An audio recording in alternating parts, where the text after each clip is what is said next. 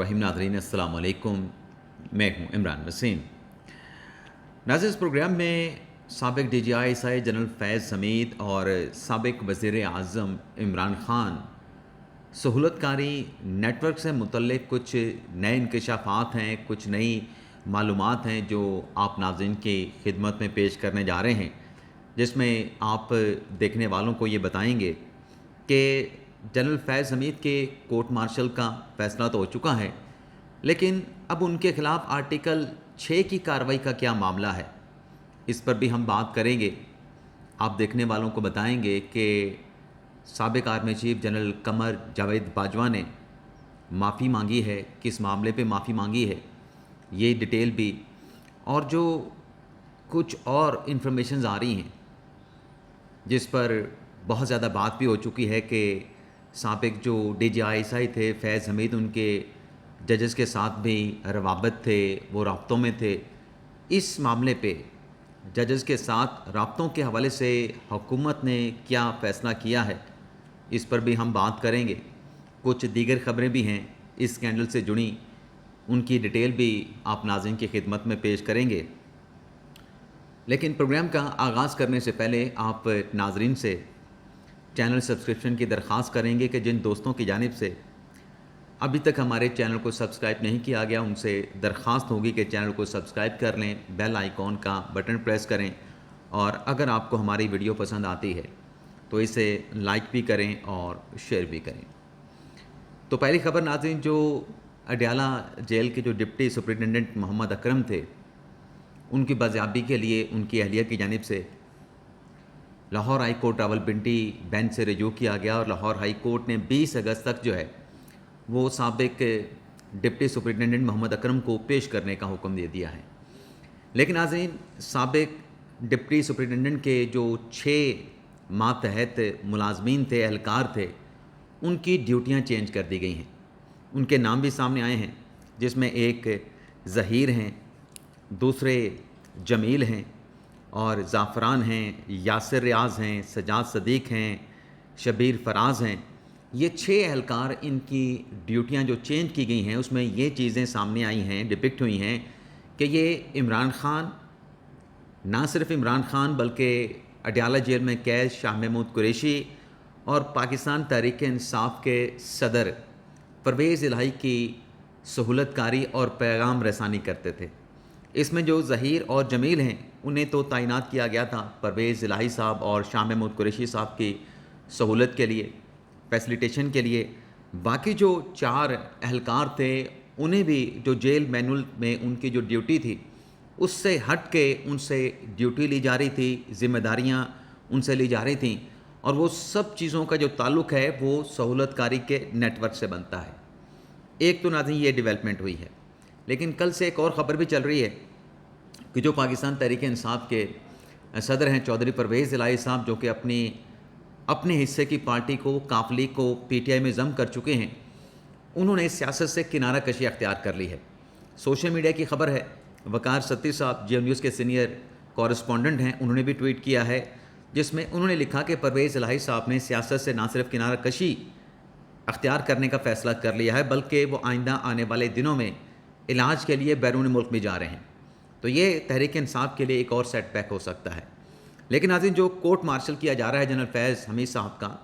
उससे मुतल्लिक़ जो चीज़ें सामने आई हैं, उसमें यह बताया जा रहा है कि आर्मी एक्ट के सेक्शन 40 और 31 के तहत ये कोर्ट मार्शल की प्रोसीडिंग उनके ख़िलाफ़ शुरू की गई है। अब जो सेक्शन 31 है, 31 है, उसमें करप्शन के इल्ज़ामात होते हैं कि करप्शन की गई है, और उसमें इस सेक्शन में जो सज़ा है वो 5 साल की है। लेकिन जो सेक्शन 41 है आर्मी एक्ट का, जिसमें अगर आप अख्तियारात का नाजायज़ इस्तेमाल करते हैं, फ़ौज में हैं या रिटायर्ड हो चुके हैं, या फिर आप बदइत्मादी की फ़िज़ा पैदा करते हैं, हुकूमत को और अपने इदारे में गैर मुस्तहकम अदम इस्तेहकाम पैदा करने की अटैम्प्ट करते हैं, तो फिर इसकी जो सेक्शन 40 में सज़ा है वो उम्र कैद की है और सज़ाए मौत की है। अब हमें जो इतलात हैं इस कोर्ट मार्शल के हवाले से, वो नाज़रीन ये हैं कि जनरल फैज़ हमीद साहब को कोर्ट मार्शल के सिलसिले में जो इंक्वायरी हो रही है, जहाँ उनकी प्रोसीडिंग जो की जा रही है, उसमें उनको مرضی کا جو لائر ہے وہ فراہم کر دیا گیا ہے۔ اب یہ جو ناظرین معاملہ ہے، ویسے تو آج اڈیالہ جیل میں 190 ملین پاؤنڈ کیس کی بھی سماعت ہو رہی ہے، جس میں عمران خان صاحب آئیں گے، بشریٰ بی بی صاحبہ آئیں گی، پیش ہوں گے۔ عدالتی کارروائی آج ہوتی ہے نہیں ہوتی ہے، چھٹی مرتبہ جو نیب کے تفتیشی ہیں میاں عمر ندیم، ان پہ جرح مؤخر ہو جاتی ہے، کیونکہ اس سے پہلے جب اڈیالہ جیل میں اس کیس کی سماعت ہوئی 5 مرتبہ جب مؤخر کی گئی، تو عمران خان صاحب اور بشریٰ بی بی صاحبہ کے لیگل ٹیم کی جانب سے یہ کہا گیا کہ چونکہ ہمارے وکلاء اسلام آباد ہائی کورٹ میں مصروف ہیں تو آپ اس کیس کی سماعت کو ملتوی کر دیں، اور جج صاحب ناصر جاوید رانا صاحب نے عدالتی کارروائی کو ملتوی کیا۔ لیکن آج ہفتے کا دن ہے، آج جج صاحبان کی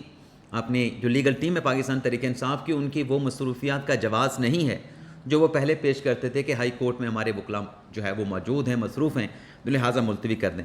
تو دیکھتے ہیں کہ آج اسلام آباد جو اڈیالہ جیل ہے اس میں اس کیس کی سماعت ہوتی ہے یا نہیں ہوتی۔ لیکن ناظرین، یہ جو نیٹ ورک ہے سہولت کاری کا، فیض حمید صاحب کے معاملے پہ آنے سے پہلے کل ناظرین جو غیر ملکی صحافی ریان گرام اور مرتضیٰ حسین کے کچھ واٹس ایپ جو میسیجز سوشل میڈیا پہ اور میڈیا پہ چلے کہ کیسے ان کے رؤف حسن کے ساتھ روابط تھے، اس ناظرین ڈیٹیل میں، اس انکشاف کی ڈیٹیل میں یہ بات بھی سامنے آئی ہے کہ وہ سائفر جو عمران خان صاحب نے 27 مارچ 2022 کے اسلام آباد کے جلسے میں لہرایا، اور پھر جب سائفر کی انویسٹیگیشن کا آغاز ہوا تو خان صاحب نے کہا کہ مجھ سے گم ہو گیا ہے، میں نہیں جانتا کہ وہ کہاں پہ ہے، اور میں نے اپنے سٹاف سے بھی کہا تھا بطور پرائم منسٹر پاکستان کہ اس کو ڈھونڈے، لیکن وہ نہیں ملا تھا۔ پھر اس کے بعد آپ کو پتہ ہے کہ اگست 2023 میں وہ جو سائفر تھا ایک غیر ملکی جریدے میں شائع ہوا، انٹرسیپٹ غالباً اس کا نام تھا جس میں وہ شائع ہوا تھا۔ اب ناظرین جو چیزیں سامنے آئی ہیں اس میں یہ ہے کہ یہ جو رائن گرام ہیں غیر ملکی جریدے سے وابستہ صحافی، انہوں نے ہی یہ جو سائفر کی کاپی تھی وہ چھاپی تھی، پبلش کی تھی، اور اس کے بعد پھر نہ صرف 6 اگست میں یہ سائفر چھاپا گیا بلکہ اگست کے مہینے میں ہی اسی سائفر کو جواز بنا کے قومی سلامتی کے اداروں کے خلاف جو ہے ایک انالیسس بھی کیا گیا، جس میں پورا ایک پروپیگنڈا تھا۔ تو وہ جتنے بھی یہ اس قسم کی چیزیں تھیں اس میں جو روابط آ رہے ہیں وہ رؤف حسن صاحب کے آ رہے ہیں، جو ہم کل بھی کہہ رہے تھے کہ جو شکریہ رؤف حسن صاحب کا ادا کیا جاتا ہے، اس کی وجہ یہ ہے کہ اس میں بہت ساری چیزیں ایسے سامنے آئی ہیں۔ اب یہ سائفر کا سامنے آنا، جب ایک صحافی ایک جماعت کے ساتھ اتنا ویل کنیکٹڈ ہے اور اس جماعت کا سربراہ کے اوپر سائفر کا کیس ہے اور وہ سائفر کہتا ہے گم ہو جاتا ہے اور اسی صحافی کے پاس چلا جاتا ہے جو پی ٹی آئی کے لوگوں کے ساتھ کنیکٹڈ ہے،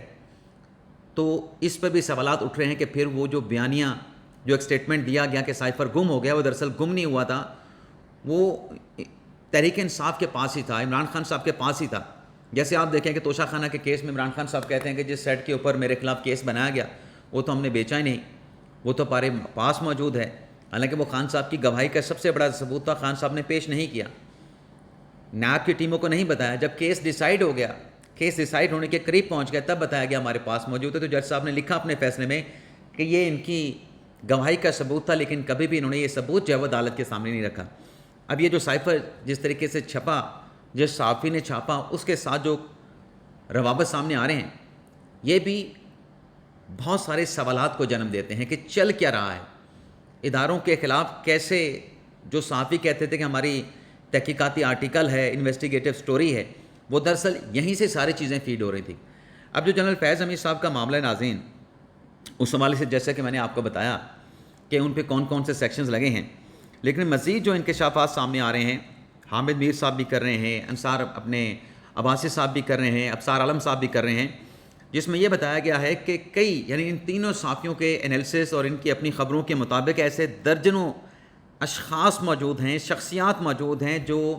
سامنے آ کے یہ انکشاف کرنے کے لیے، اسٹیٹمنٹ دینے کے لیے تیار ہیں کہ فیض حمید صاحب جو ہیں وہ ڈکیٹیوں میں بھی ملوث ہے۔ جو ٹاپ سٹی کے مالک کے ساتھ ہوا اس پہ تو کارروائی ہوئی، لیکن یہاں پہ کچھ نئی چیزیں بھی سامنے آئی ہیں، جس میں یہ بتایا گیا ہے کہ ایک وکیل کے گھر پہ بھی ڈکیٹی ہوئے۔ وکیل کون تھے؟ وہ وکیل تھے اکرم شیخ صاحب۔ اب جس حامد میر صاحب نے یہ جو خبر دی کہ صحافی کے گھر پہ ڈکیٹی ہوئی، انہوں نے نام نہیں دیا، لیکن ہم جانتے ہیں کہ وہ اکرم شیخ صاحب تھے جو کہ سابق صدر پرویز مشرف کا ٹرائل کر رہے تھے سنگین غداری کیس میں، اور ایک دن خبر سامنے آتی ہے کہ ان کا جو چک شہزاد میں جو فارم ہاؤس ہے وہاں پہ ڈکیٹی ہو گئی ہے، تمام ڈاکومنٹس جو کہ اس آرٹیکل 6 کے کیس کے حوالے سے تھے وہ اٹھا لیے گئے ہیں، اور بھی وہاں سے مال مسروقہ، قیمتی اشیاء، رقم وغیرہ وہ بھی اٹھائی گئی. تو اس کے بعد جو اکرم شیخ صاحب تھے وہ اس آرٹیکل 6 کے کیس سے الگ ہو گئے تھے، وہ پراسیکیوٹر نہیں رہے تھے. اور غالباً جو ہم ایک اندازہ لگا سکتے ہیں وہ یہ تھا کہ جب اکرم شیخ صاحب الگ ہوئے تو اس کے بعد پراسیکیوشن کی جو ذمہ داری ہے وہ ایک لائر تھے رضا بشیر، ان کو یہ سونپی گئی تھی. اور جو رضا بشیر صاحب تھے ان کا پھر اس وقت کے لوگوں کے ساتھ کیا تعلق تھا، کیا ملنا جلنا تھا، کیسے ان کو پراسیکیوشن تعینات کیا گیا، وہ بھی اس کے اوپر بھی کوشچن ہے. تو اس پہ پھر یہ حامد میر صاحب یہ دعویٰ کر رہے ہیں کہ جب یہ ڈکیٹی ہوئی اس دوران اکرم شیخ صاحب کوئی کتاب بھی لکھ رہے تھے پرویز مشرف کے حوالے سے، وہ کتاب کا مواد بھی اٹھا لیا گیا. تو پھر اس کے بعد جو جنرل قمر جاوید باجوہ صاحب تھے ان کی طرف سے اکرم شیخ کو آرمی ہاؤس بلایا گیا. اکرم شیخ کو آرمی ہاؤس بلا کے نہ صرف وہاں پہ کھانا کھلایا گیا بلکہ حامد میر صاحب یہ بتاتے ہیں کہ جنرل قمر جاوید باجوہ نے اکرم شیخ سے معافی بھی مانگی. ظاہر سی بات ہے کہ معافی مانگی، ان کو بلایا گیا، کھانا کھلایا گیا، تو اسی معاملے پہ سارا کچھ ہوا ہوگا تو معافی مانگی گئی. لیکن یہ ڈکیٹیوں والی جو بات ہے یہ اور بھی سنگین ہے. لیکن ڈکیٹیوں سے ناظرین بڑھ کے کور کمانڈر جب وہ تھے ان سے متعلق بھی سوالات اٹھائے گئے، الزامات لگائے گئے ہیں کہ وہاں پر بھی وہ کرپشن میں انوالو رہے. اور لوگ جانتے ہیں ججز کے ساتھ بھی ان کے روابط رہے. اب وہ ججز کے حوالے سے جو باتیں سامنے آتی ہیں اس میں جو حامد میر صاحب بتا رہے ہیں، پہلے تو وہ ڈیٹیل اور پھر کچھ جو آرٹیکل 6 کا معاملہ وہ بھی آپ کے سامنے رکھتے ہیں. حامد میر صاحب کہتے ہیں کہ سندھ ہائی کورٹ سے 4 ججز سپریم کورٹ میں لائے گئے. ججز کو، ریٹائرڈ ججز کو، حاضر سروس ججز کو نہ صرف فیض حمید صاحب واٹس ایپ پہ SMS کرتے تھے بلکہ ڈکٹیشن بھی دیتے تھے کہ ایسا کر لیں ویسا کر لیں، یعنی فیصلوں میں ان کو بتاتے تھے کہ آپ نے یہ کرنا ہے. میں نے ایک مثال آپ کو پیش کی تھی کہ جب سابق اپنے موجودہ جو اپنے ہمارے چیف جسٹس ہیں قاضی فائزہ، جب وہ سپریم کورٹ کے جج تھے، ان کے خلاف ریفرنس سپریم کورٹ میں چل رہا تھا، تو اس سے جب اس بارے میں جب ہم سے کسی نے پوچھا کہ کیا ہو سکتا ہے تو ہم نے بتایا تھا کہ یہ ریفرنس اڑ جائے گا. لیکن ہمیں آگے سے کہا گیا کہ نہیں، یہ ریفرنس تو بے شک اڑ جائے لیکن کیس قاضی فائزہ کے خلاف ختم نہیں ہوگا. تو پھر کیا ہوا تھا؟ پھر یہ ہوا تھا کہ وہ کیس FBI کو بھجوا دیا گیا تھا ریفرنس کو کالعدم قرار دینے کے بعد. اب حامد میر صاحب جو بات کر رہے ہیں اور جو ہماری اپنی کسی کے ساتھ بات ہوئی جو سپریم کورٹ میں یہاں پہ موجود ہوتے ہیں، فرشتے آپ کہہ لیں یا جو بھی آپ کہہ لیں، جو بھی آپ نام دے لیں، تو ان کا دعویٰ بھی درست ثابت ہوا اور حامد میر صاحب بھی وہ بات کر رہے ہیں. لیکن اس میں جو حامد میر صاحب نے کہا کہ جن ججز کے ساتھ فیض حمید صاحب کے رابطے تھے اس میں ان ججز کو پرو PTI کہا جاتا تھا. لیکن آج یہ جو معاملہ ہے سارا فیض حمید صاحب کا، اس سے متعلق ایک چیز جو ہے وہ ابھی تک ڈسکس نہیں ہو رہی، جس پر میں نے آرٹیکل 6 لکھا ہے اپنا تھم نیل پہ. وہ ناظرین یہ ہے کہ جو سابق اسلام آباد ہائی کورٹ کے جو جج ہیں شوکت عزیز صدیقی صاحب، انہوں نے جو انکشاف کیے، باقی تو کسی جج نے سپریم کورٹ سے باتیں تو ہو رہی ہیں کہ ان کے ساتھ رابطے وغیرہ سب کچھ ہے، لیکن شوکت عزیز صدیقی صاحب نے تو میڈیا کے پر آ کے انکشاف کیا، بتایا کہ میرے گھر پہ آئے، 2 مرتبہ آئے، عمرے کی مبارکباد دی، جو نواز شریف مریم نواز کے کیسز تھے ان کیسز کو ڈسکس کیا. میں نے کہا کہ میں آئین اور قانون کے مطابق فیصلہ کروں گا، تو آگے سے جواب دیا گیا کہ اس طریقے سے تو ہماری 2 سال کی محنت ضائع ہو جائے گی. تو اس کا نتیجہ کیا نکلا؟ اس کا نتیجہ یہ نکلا کہ یہ چیز پبلک پر لانے پہ شوکت عزیز صدیقی کو بطور جج جو ہے ریفرنس فائل ہوا، اور اس ریفرنس میں جو سپریم جوڈیشل کونسل تھی اس کو ہیڈ کر رہے تھے چیف جسٹس ثاقب نثار صاحب، ان کے ساتھ تھے آصف سعید کھوسہ، ان کے ساتھ تھے اپنے گلزار احمد اور باقی ہائی کورٹ کے ججز تھے. تو کیا بنا؟ بجائے اس کے کہ جو ایفیڈیوٹ شوکت صدیقی نے سپریم جوڈیشل کونسل میں جمع کروایا تھا اس پہ انکوائری کر کے فیصلہ کرتے، اس پہ انکوائری کی بجائے فیصلہ کر دیا گیا کہ یہ جو ہمارے جج نے، آج جو بہت سارے لوگ بات کرتے ہیں کہ عدلیہ پہ دباؤ ہے، جی عدلیہ پہ مداخلت ہوتی ہے، عدلیہ پہ دباؤ ڈالا جاتا ہے، تو وہ جو عدلیہ پہ دباؤ کی ایک چیز سامنے لے کے آئے تھے، آج کل جو انقلابی بنے ہیں وہ کہاں پہ تھے؟ کیوں بات نہیں کی گئی کہ اس وقت کیوں نہیں کیا گیا جو شوکت عزیز صدیقی صاحب نے انکشافات کیے تھے؟ الٹا ان کو انکشاف کرنے پر ٹانک دیا گیا، جج کے عہدے سے ہٹا دیا گیا، اور اپنے ان کے ججز نے ان کا سوشل بائیک آؤٹ کر دیا. یہ میں نہیں کہہ رہا، شوکت عزیز صدیقی صاحب نے خود کہا. اب یہ جو ناظرین الزامات شوکت صدیقی صاحب نے لگائے ہیں، اس پر اگر انکوائری ہوتی ہے تو یہ تو جو حلف ہے ایک فوجی آفیسر کا جو حلف ہوتا ہے کہ وہ آئین کے تابع رہیں گے، اپنے حلف کے تابع رہیں گے، سیاست میں خود کو انوالو نہیں کریں گے، تو یہ تو حلف کی خلاف ورزی کی گئی، آئین کی خلاف ورزی کی گئی.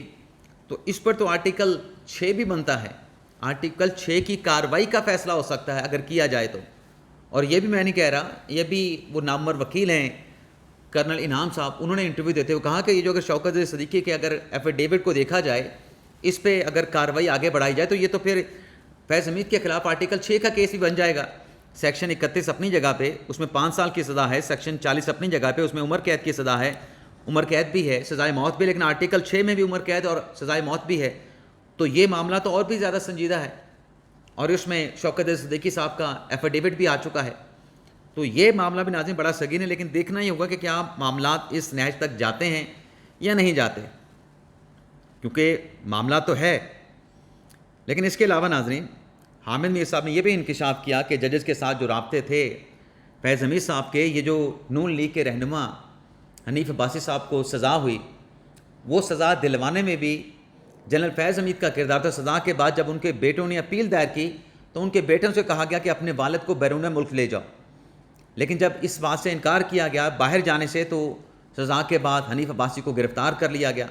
اور پھر ان کو دھمکیاں بھی دی گئیں، دھمکایا بھی گیا. یہ بہت ساری چیزیں سامنے آ رہی ہیں. لیکن ناظرین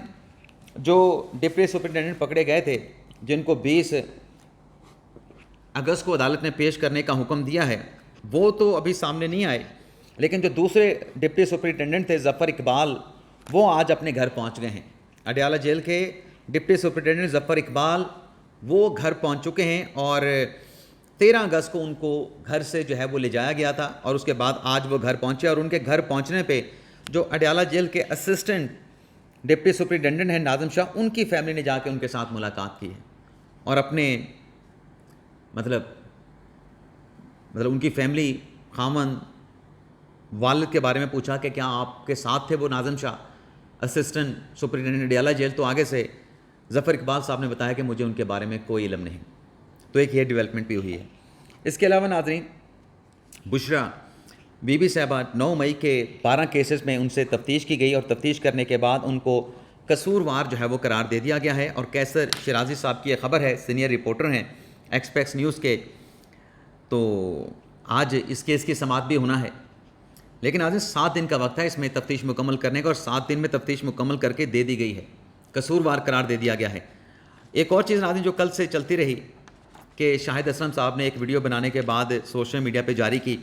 کہ میں تو گھر پہ بیٹھا ہوں، لیکن میرے متعلق یہ خبریں چل رہی ہیں کہ مجھے گرفتار کر لیا گیا، میں گھر پہ بیٹھ کے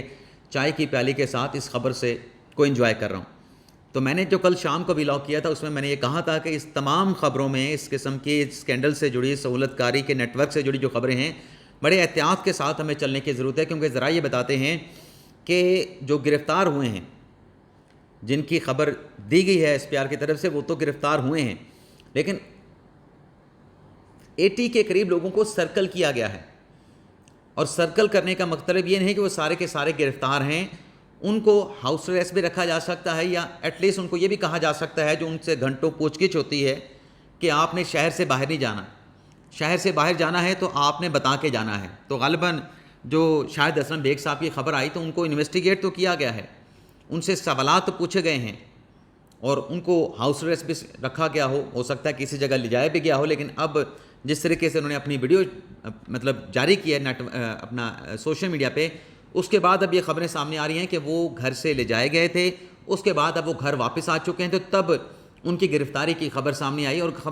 گرفتاری کی خبر اس وقت سامنے آئی جب ان کو گھر بھیج دیا گیا. تو ایک یہ چیز بھی ہے. اس کے علاوہ ناظرین شکیل احمد جو کہ پاکستان تحریک انصاف کی کے پی کابینہ کے رکن تھے، انہوں نے استعفیٰ دیا. اب استعفیٰ دینے کے بعد ان کا اسٹیٹمنٹ سامنے ہے جس میں شکیل احمد یہ کہتے ہیں کہ استعفیٰ دینے کے بعد جو پاکستان تحریک انصاف میں بدعنوان عناصر ہیں ان کے خلاف کھل کر میں کھیل سکوں گا. اور ماضی میں بھی میں نے پرویز کھٹک اور